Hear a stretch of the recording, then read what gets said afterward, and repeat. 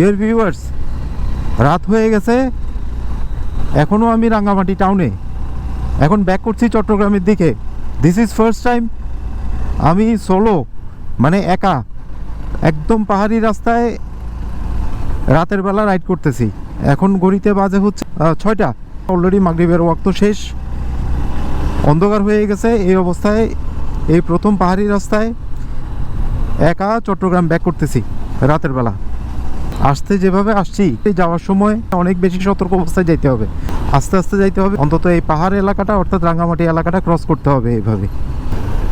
রাতের বেলা রাইড করতে গেলে এই জায়গায় ফগ, বৈধ অবৈধ, এরও উপরে হচ্ছে আগে জীবন, আগে সেফলি পার হওয়া। এই জায়গায় ফগ লাগবেই।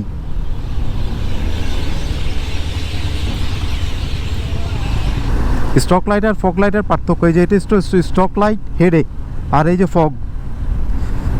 আর রাইড করতেছি রাতের বেলায় পাহাড়ে, সো ফগ লাগবেই। প্রয়োজনে শহরে গিয়ে খুলে ফেলবো যদি আইনে না থাকে।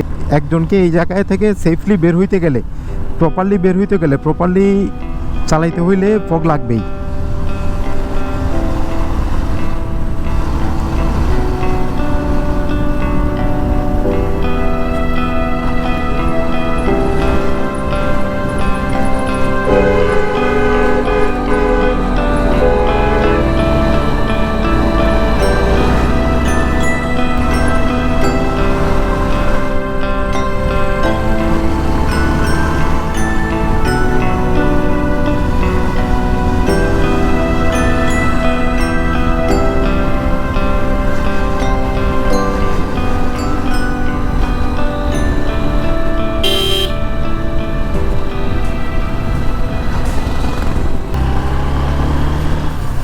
এখান থেকে এখনও চট্টগ্রাম 49 কিলোমিটার।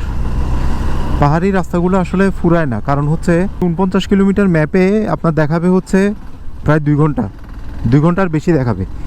অথচ এমনিতে শহরে হইলে কিন্তু এটা মোটামুটি মোরাললেস 1 ঘন্টার ভিতরে ক্রস করা যেত।